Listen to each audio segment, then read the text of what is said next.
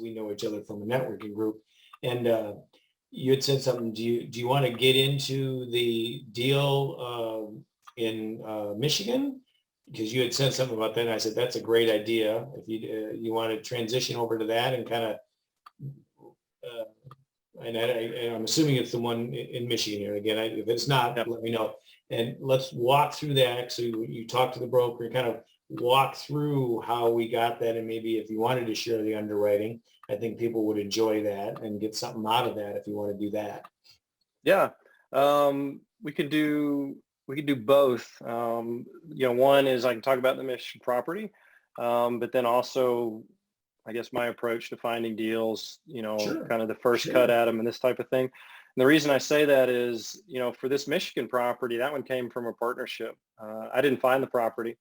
I didn't find the broker, but I knew the partners. And I knew them, long before the property came up. And so through that, friendship over time, I would say, that's where this opportunity came from. So the Michigan property that we found, like I said, I wasn't on the general partnership at the time when they found it, but it was one of those where it was part of a portfolio. My partner put in an offer on it, even on a different property, and that was part of that same portfolio. It didn't go through, the offer was rejected. They wanted to go with someone else. And through following up and persistence, right, that property, as often they do, came out of contract, right? They couldn't close on it. And so the broker came back and said, hey, are you interested in these properties? And he said, of course, yeah, at the same price we offered. So it ended up coming back to them. They got it under LOI, got it under contract. And then, in the course of due diligence is where I came, I would say, officially into the team, having known about it, but not really participating in it actively. So I came into the partnership roughly in the middle of due diligence, and, helped with some of that, helped with some of the capital raising and this type of thing. But that property, again, it was, and I do the same thing with the brokers I'm in contact with. It would have never happened if there wasn't any follow-up. So just because you throw an LOI out there and it gets rejected doesn't mean that the guy that's on it's going to close on it. Especially these days, and how offers are coming in. I think you'd be surprised how many kind of come back. Mm-hmm. I heard someone that is very well known, at least in my circles. And, he said, he's never, in all the deals he's won recently, he's never been the highest offer, but he's always been the one people know that can close. Yeah. And I think about half, I can't remember the number, I'm going to guess and say half of them were under someone else, and they fell out and they came to him because they knew they could close and they needed someone that could close on it. And I think that's how, this one came about as well, is, trust goes a long way, even if you haven't closed on a property, and that's through the relationship. And so the broker was willing to, to take a risk, because for them it is a risk. It's their money in their pocket that's going to feed their family eventually, and that's a risk to take on somebody that doesn't already have a property or hasn't closed. Now, so they took the risk. How many units was this property? So this one was a 41 unit property. It's Class C. And it needed some value add. So this one was not the turn every unit type of value add. Like, a lot of people, go after this one. Really, it needed a new roof, and the units for a Class C property were good enough, Okay. And that's kind of how we approached it. Was the units are good enough. So let's not go dump, $5,000, $7,000 a unit into this property. But the roof was a big enough expense already. I mean, even if you had to do the units, a roof was probably a lot more expensive than doing all the units, I mean, it's a TPO roof, so it's not shingled, so it's expensive. I think the roof alone is about $100,000 on this property. Wow. Okay. Just for one of the buildings. It's two buildings, but one of the roofs is $100,000. And then we had some other repairs, just a few of the units and a few miscellaneous things for another 100,000. But, overall for a 40 unit property, $200,000 capex, it's not too bad. And the way that rents are going right now in that area, we expect to exceed our underwriting. Rents are doing quite well. There's a lot of competition for properties, or for, I would say, tenants and units, and, people are out there looking for places to live. And, there's 4 units that are down right now because of the past roof issues. The roof's now repaired. And, we're working to bring those units online. So it's been a good property. I think it's a good team. We're still learning, but at the same time, it's there's a lot of confidence.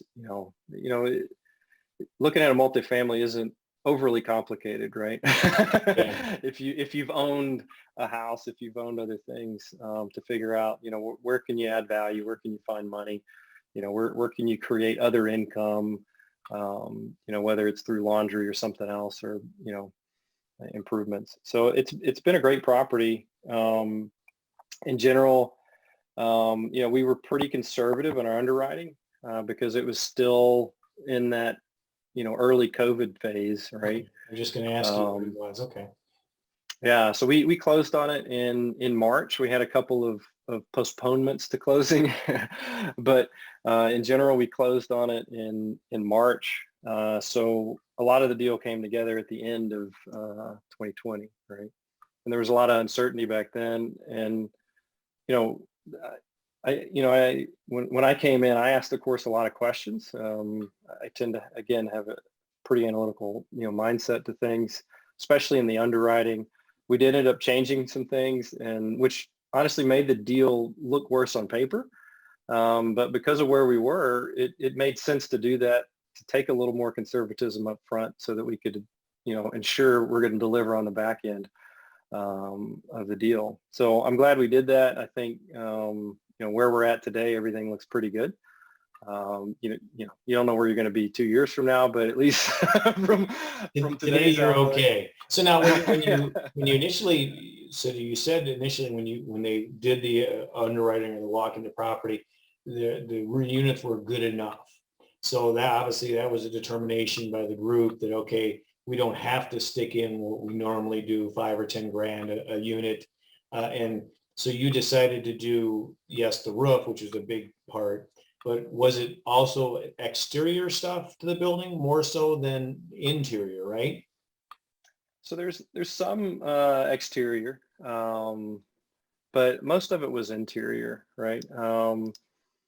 If you like, I can show you the property. Oh, go ahead. Share your screen. Do I need to? Probably easier to have some eye candy on the screen than to not. So Can you share?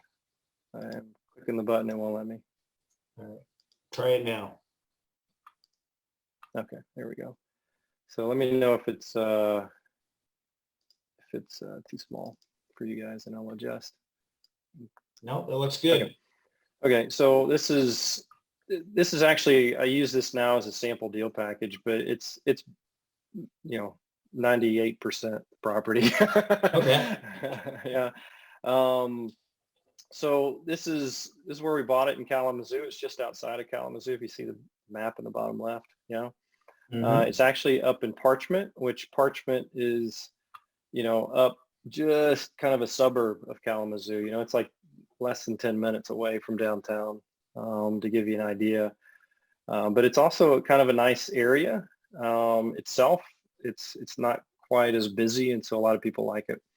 I'm going to burn through a lot of this. That was all the good reasons we like the market that I burned through. But the other, I mentioned we were a bit conservative. We did look at the market. We looked at where the rents were overall for the state of Michigan, and of course Kalamazoo and Portage. Those are neighbors, and so we looked at the local area. 6%, 5% year over year change. It's pretty strong basis. I don't know what they are this year, but I know that they're still growing. Mm-hmm. And then specific to Kalamazoo, just looking at the overall trend, it was pretty steady.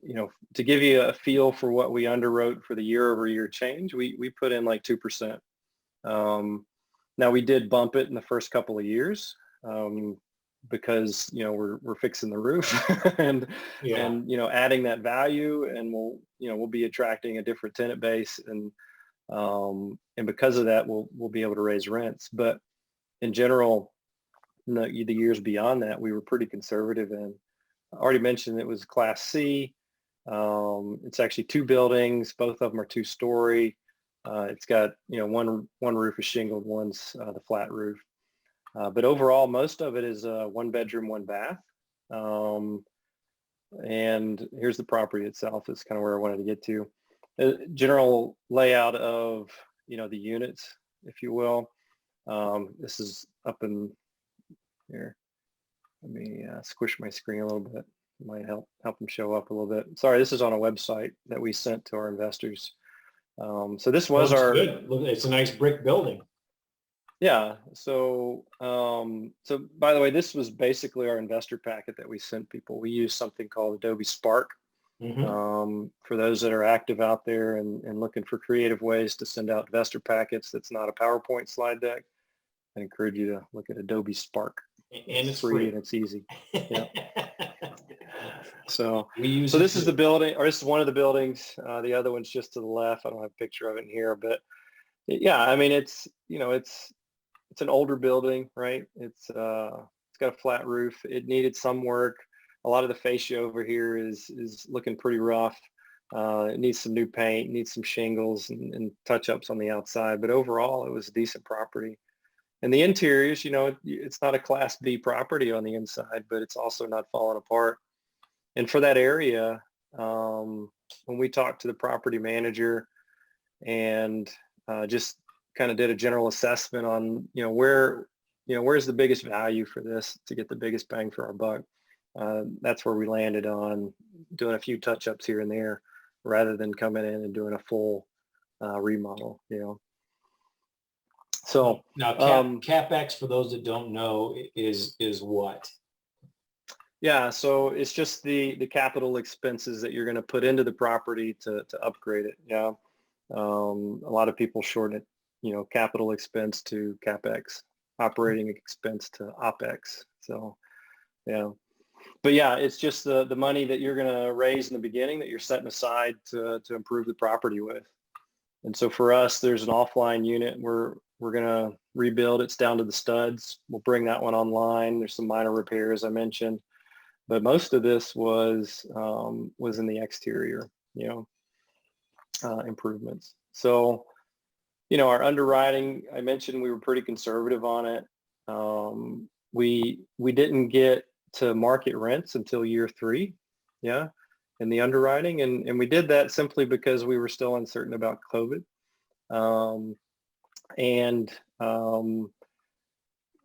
We were also fairly certain that we could get it, by year 2. And we just didn't want to go in with what was presented as a slam dunk to investors and run the risk of missing something else on the front end, just because you never know what's really in a property until you're running it. So we didn't want to cut it so close in our underwriting that we didn't have some conservatism in there. So we also changed and beefed up some of the numbers like real estate taxes. We're not going to hit these numbers for real estate taxes on the property, but we bumped them up simply because, again, we want to be conservative, under promise and over deliver, if you will. Gotcha. On the returns, I'm not going to go into a lot of details on the returns, but in general, it was just under 2 million. It was 1.8 million that we got the property for. And yeah, as far as the returns are concerned, the average annual return for our investors was around 16%. Internal rate of return was around 13%. And now, if you could scroll back up, and the investor returns there, the member equity and stuff like that. So you did a 75% to your investors, your LPs, and then the managers or the GPs got 25%, right? Is that how? Right. Okay. That's right. Yeah. So we chose to not. I mean, there's a lot of ways to structure it, right? So Mm-hmm. you can, we did a straight equity split for this property. A lot of people will do preferred returns, or they'll do some type of waterfall or hurdle over time. We did not. We just chose to do a straight equity split where, yeah, 75% goes to the investors and 25 goes to the managers. There is some fees in here, like the acquisition fee. You should get paid for putting a deal like this together. Yeah, and I think and that's And good to mention that, Brady, is because a lot of people say, oh, what are their fees? Ask them what the mhm, fee. Folks, you really, you don't make it on the cash flow. You have to make it on the fees because I want the LB or the GPs to be compensated to watch over my investment, right? I mhm. mean, that's really what it is, and that's how we get paid, or the GPs get paid on these deals. And doing it again, one person is not getting that acquisition fee, right? It's usually several members of the GP. So it's not, Mhm. Brady's not making a check for 55 grand. So it's just, be cognizant of that. Thank you for sharing.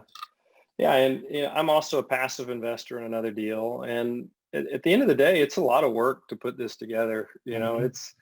It's, it's a compounding of relationships, if you will, over time, both with the brokers, with the lenders, insurance, getting the deal across the closing table takes a tremendous amount of work. And yeah, I think the general partnerships that put these deals together, they need to be compensated well. Of course, not in an overabundance, but at the same time, Well, yeah, it's got to make it a, worth a their while. fair a Now, fair fee. in Yep. your group, is there a certain part of the GPs that are doing the asset management? Are you involved in that? I guess, how did you guys break that up? So we broke it out. So there's one person responsible for it. Yeah. Okay. But we all, I would say, participate in it. Yeah. Responsible to the extent that, it falls to them to keep track of the property, to follow up with the property manager, to make sure the business plan's getting executed, in these types of things. The general partnership's always going to participate, though, in you know in the management of the overall property, right? You should have a voice at the table for what's going on, but there is one person that's responsible to keep track of even the finances, to make sure that we're putting everything together in a reasonable way so that we can look at it and make sense of it and say, okay, are we going to hit our targets, Mhm. to track, kind of these key performance indicators, if you will, about the property. Where are we on vacancies? Hey, we've got 10 units coming up over the next 2 months that are going to need to be filled, working with the property manager to understand, hey, where are you guys at in your process? Someone's got to do that, and that's a lot of work. Obviously, not all the GPs are going to do that. There's going to be one person. Okay. But on the other side of it, looking at opportunities, because the business plan's great until you close, and then and Yeah, then you then figure out, reality hits, right? yeah. And so that's why I say, yeah, we all participate in it. There's one person responsible, but everyone participates to an extent. Um, and that extent so far, we're still very early, but so far it's been looking for more opportunities to increase our net operating income, right? Or Mhm. the income overall of the property. And to really think through, now that we're seeing the property, seeing how it's operating, where are those nuggets that we, may have overlooked doing due diligence, but now that you're running the property, you get to see, deep in the weeds. So that's where you know, a lot of the different experience in the room with the general partners can help. Yeah. Rather That's than just good. one person looking at it. That's good. Interesting. Listen, let me do this. If you don't mind, let's see if we have some questions, because I'm sure you opened up a whole bunch of questions for people. If you don't mind, does anybody have any questions that they'd like to ask Brady about this deal or a deal in particular? Because I definitely want to have time for that. If you do, go ahead and just unmute your mic and then speak the question. This is Chris. I got you, Chris. Okay, good. You can hear me. I noticed 7 years on the whole is what type of feedback have you been getting from, I guess that investor pool was okay with it, but others also? Yeah, so I know a lot of people are writing to like 5 years right now. And that's typically the baseline that I'll underwrite a deal to kind of going in. For this property, we chose 7. It actually came from some of the larger investors that were going to come in, and our impression of what they really wanted. They wanted a little bit longer hold. Okay. We didn't want to do 10 years, so we kind of split the difference. Okay. Awesome. okay. Yeah, yeah. But Sometimes you at the hear same people. time, yeah, go ahead. No, go ahead. No, go ahead. Yeah, I was going to say at the same time, it's not really where everyone wants to be. If you're trying to get your money to work the hardest it possibly can, the best time to sell is after you've done all the improvements and you've stabilized, right? That's your peak IRR, right? Your money's already done. It's Yep. put in all of its work and it's starting to reap its rewards. And you can now show a history of higher rents. That's the time to jump if you're chasing internal rate of return. But at the same time, you got to take some other things into account. On this particular property, the loan that we have does have a prepayment penalty to it. It steps down as it goes, but at the same time, we would, Paul, I think you're unmuted there. Like come down and just talk to Granddad and spend Hey, some time. Ryan, if you could mute, that'd be great, dude.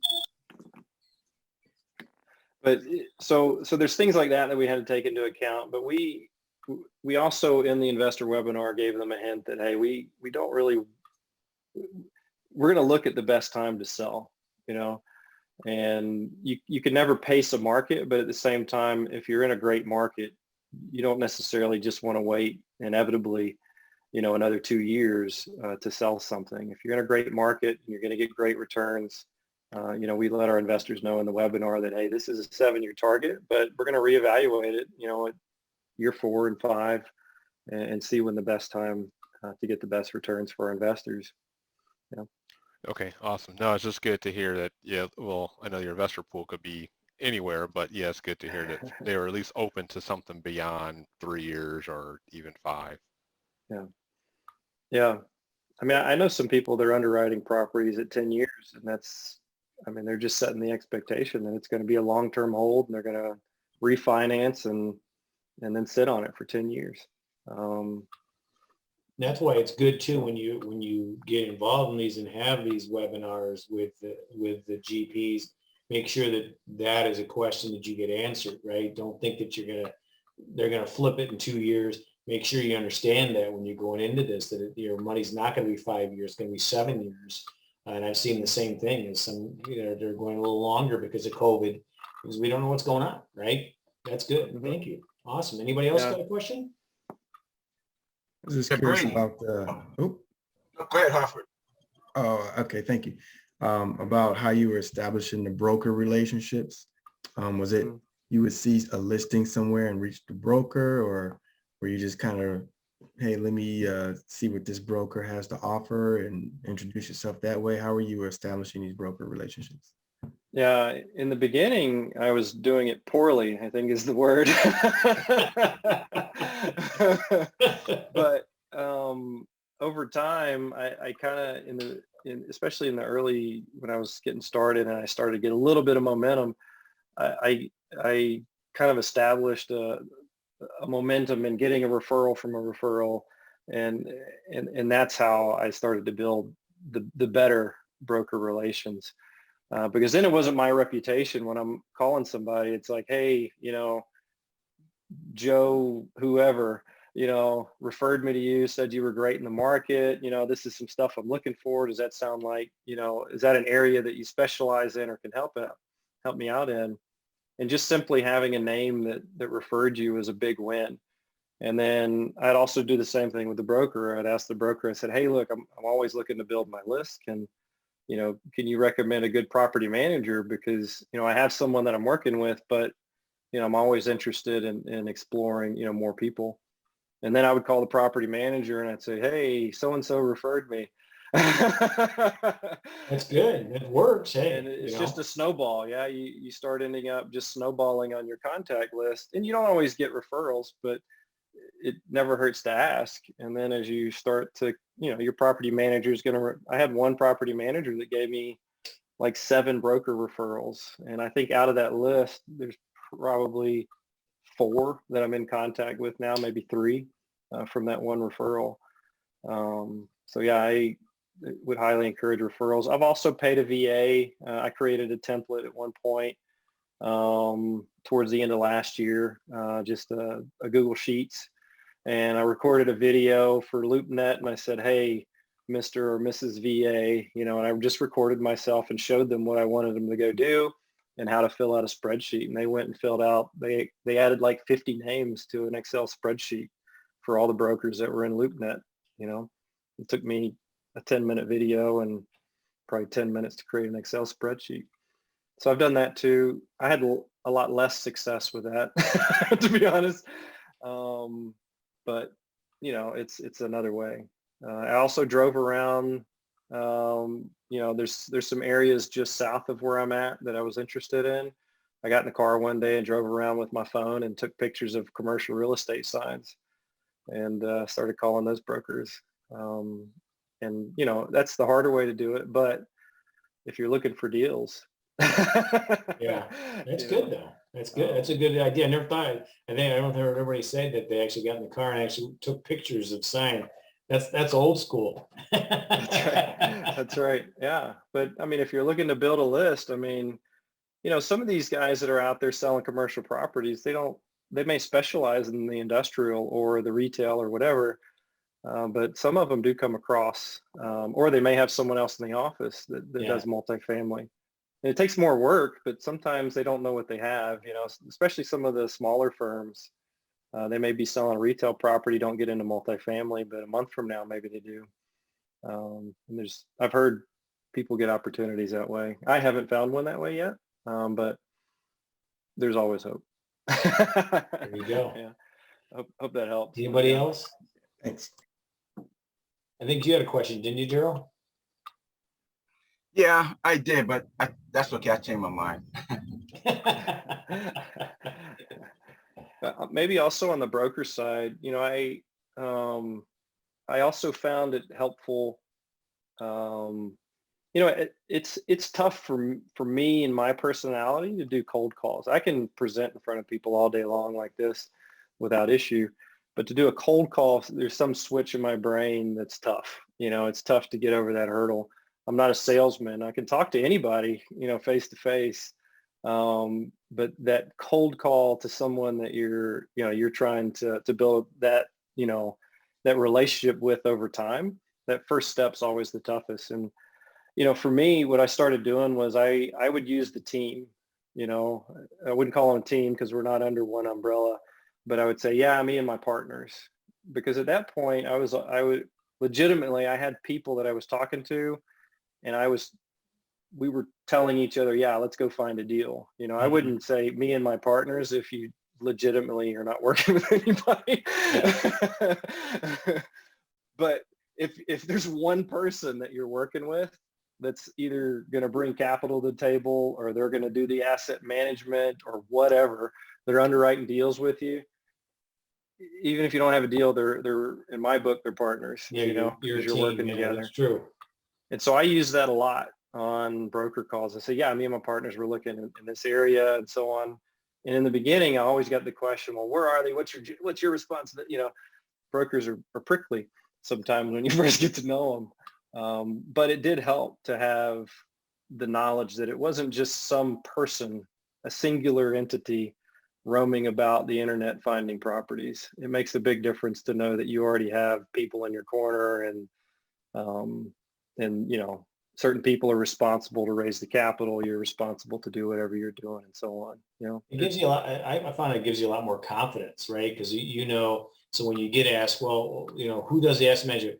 They can't really ask you those questions. You don't. If you say, hey, I'm the money raiser, well, you know what? You've got an instant, out. Well, I don't do that part of the business. I'd love to help you, Mr. Broker, but I don't handle that part of it, right? And then, you know, that's what I've kind of found, that you can just stay focused on one, you know, and say, hey, that's my other partner. Yeah.